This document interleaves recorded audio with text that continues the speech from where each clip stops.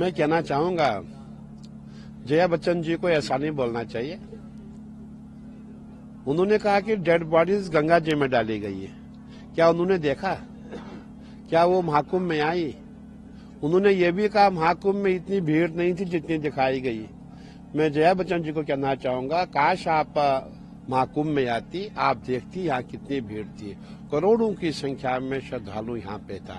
और आप ऐसे झूठे आरोप लगा रही है कि डेड बॉडीज को गंगा जी में फेंका गया। क्या आपके पास आपने कोई ऐसा वीडियो देखा, कोई प्रमाण है?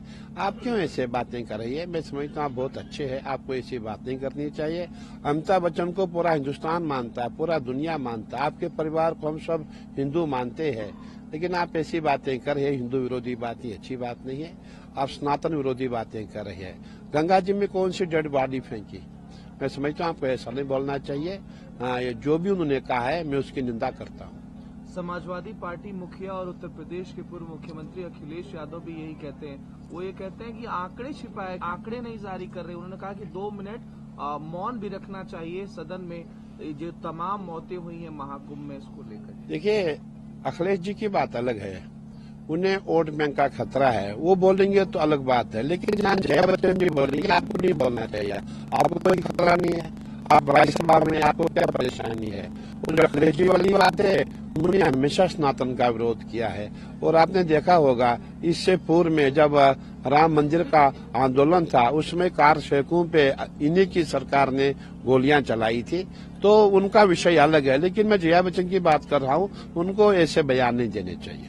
ये कह रहे हैं कि पहले मुख्यमंत्री होंगे मुख्यमंत्री योगी आदित्यनाथ, जो मौत का आंकड़ा छिपा रहे हैं। वो ये नहीं मान रहे हैं कि कितनी मौतें हुई हैं। तो मैं ये कहना चाहूंगा, जो आपने कार सैकड़ों पे गोलियां चलाई थी, क्या आपने पूरा गिनती की थी? कितने लोग थे मरे, कितने साधु मरे थे, कितने कार सेवक मरे थे? आपने हजारों की संख्या में लोगों को मारा। और उसके पश्चात आपने क्या दिखाया था? आप पहले खुद देखिए आपने क्या किया है। दूसरों पे आरोप लगाने से पहले आपको अपने आप को देखना चाहिए।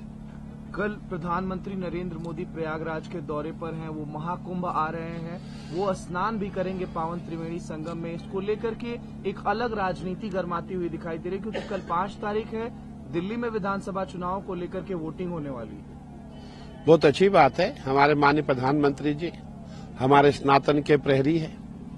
और आज जो हम सनातन की चर्चा कर रहे हैं, ये उन्हीं की देन है। वो आएंगे, इससे पहले भी आए थे, उन्होंने गंगा पूजन किया था, उन्होंने आस्था की डुबकी लगाई थी।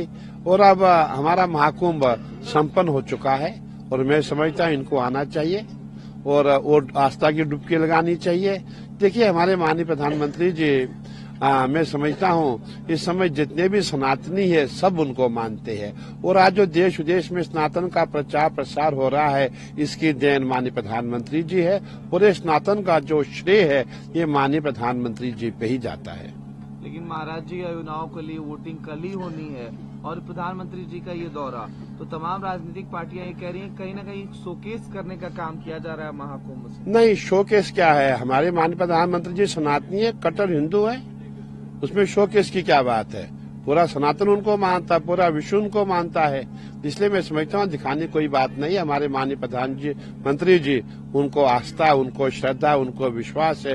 वो सनातन को मानते हैं, राम को मानते हैं, कृष्ण को मानते हैं, शंकर को मानते हैं, सबको मानते हैं। तो मैं समझता हूँ कि उनके बारे में बोलना विरोधियों को उचित नहीं है। वो अपना काम करें।